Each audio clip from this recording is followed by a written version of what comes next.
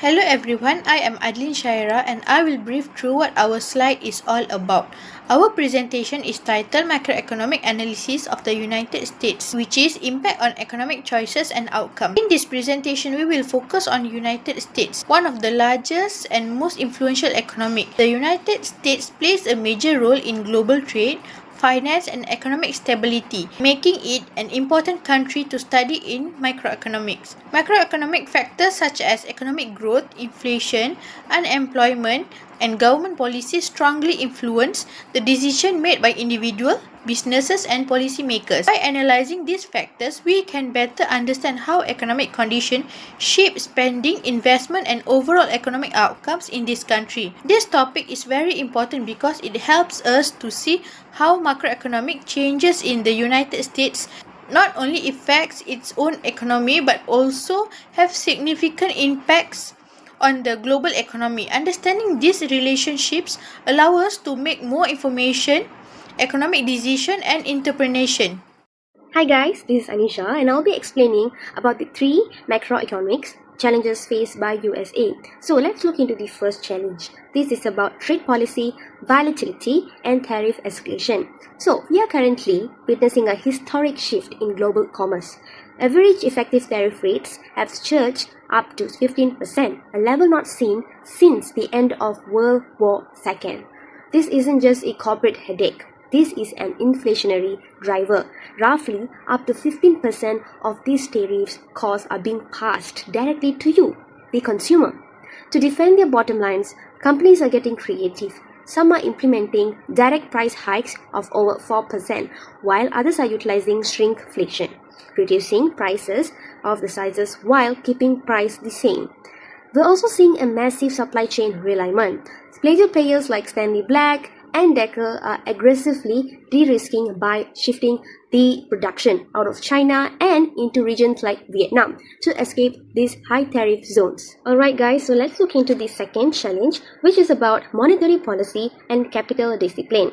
So, the era of easy money has officially over. The Federal Reserve is holding firm with restrictive interest rates between 3.5% and 3.75% in a stubborn fight to hit the 2% inflation target. This has led many corporations to a maturity wall. Debt that was borrowed at near zero rates back in 2020 must now be refinanced at today's much higher market rates, creating a massive financial squeeze. In response, we are seeing a trend of ruthless capital allocation. Companies with weaker credit are pivoting away from expensive debts and toward equity offerings. Meanwhile, industry leaders are becoming incredibly selective with their spending. They are stripping back general expenses to focus exclusively on high-return digital infrastructure and supply chain technology that can promise a long-term efficiency. Last but not least, let's look into the third challenge, which is about the escalating affordability crisis. On the ground, American households are facing an intensifying affordability crisis. In early 2026, the expiration of ACA subsidies caused healthcare premiums to nearly double for 20 million people. At the same time, utility bills are hitting historic highs, driven by the massive energy demands of AI data centers and industrial electrification. This has forced the American consumer into a defensive posture. We are seeing a significant trading down effect, where families are abandoning premium names for store-label brands and value retailers. Furthermore, high interest rates have brought the big-ticket companies to a standstill. Major life purchases like new vehicles or home renovations are being postponed indefinitely as households wait for the financial tide to turn. Good day everyone, let me start with the unemployment rate. The unemployment rate measures the percentage of people in the labor force who are actively seeking work but are unable to find jobs. It is calculated by dividing the number of unemployed people by the total labor force and multiplying by 100. This indicator is widely used to evaluate the overall health and performance of an economy. Next, I'll explain the importance of the unemployment rate. The unemployment rate is important because it reflects the condition of the economy. A low unemployment rate usually indicates that more people have jobs and income, which leads to higher spending and economic growth. On the other hand, a high unemployment rate suggests economic problems such as reduced demand and lower production. It also helps the government and policymakers make decisions related to the job creation, economic policies, and investment. Now let's look at the types of unemployment. There are several types of unemployment that occur for different reasons. Frictional unemployment is temporary and happens when people are in between jobs or entering the workforce. Structural unemployment occurs when there is a mismatch between workers' skills and the requirement of job, often due to technological changes or shifts in economy. Understanding these types help explain why unemployment exists even in a growing economy. Finally, I'll explain cyclical unemployment. Cyclical unemployment is related to the business cycle and occur during economic downturn or recession. When demand for goods and service decreases, business reduce production and lay off workers. This leads to higher unemployment.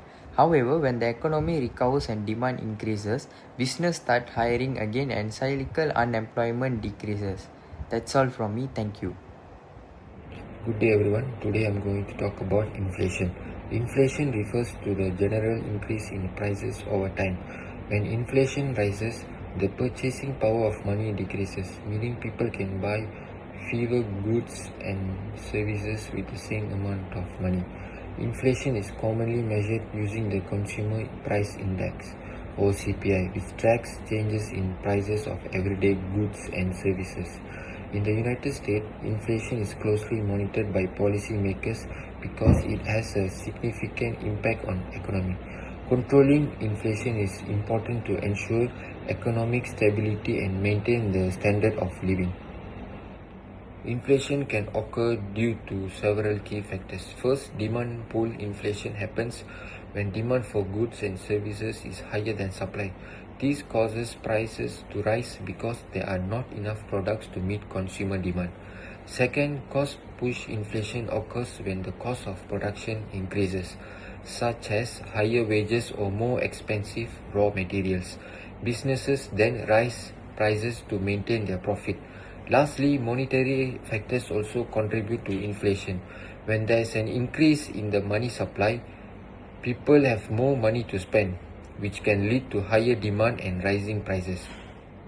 This slide shows the economic impact of inflation on consumers and businesses. For consumers, inflation leads to a higher cost of living, meaning everyday goods and services become more expensive. At the same time, it reduces purchasing power, so people can afford less with the same income. For businesses, inflation increases production costs, such as wages and raw materials. This makes it more expensive to produce goods. In addition, inflation creates uncertainty in pricing and profits, making it harder for businesses to plan and make decisions. This slide explains the overall economic impact of inflation. High inflation can reduce the value of saving because money loses its purchasing power over time. It can also slow down economic growth as people and businesses become more cautious with spending. In addition, high inflation creates economic instability, making it harder for the economy to grow steadily. However, moderate inflation can be beneficial as it encourages spending and investment, which helps support growth.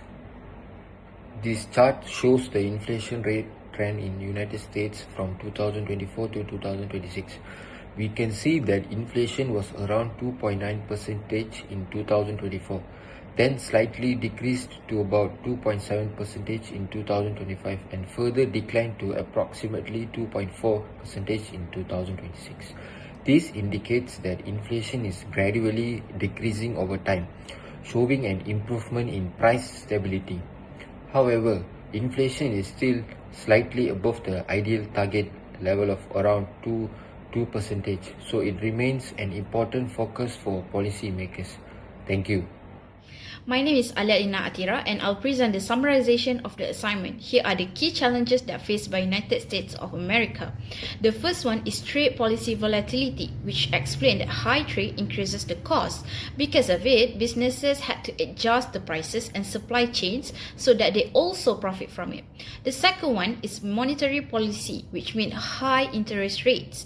This really left an impact as borrowing became much expensive and companies had to reduce their investment and manage debt carefully. Lastly is the affordability crisis. Everything including healthcare, utilities and daily expenses become much more expensive. Consumers had to reduce spending to their limit and even delay important purchases. Moving to this slide, the first one is unemployment. We can measure the percentage of people who's jobless.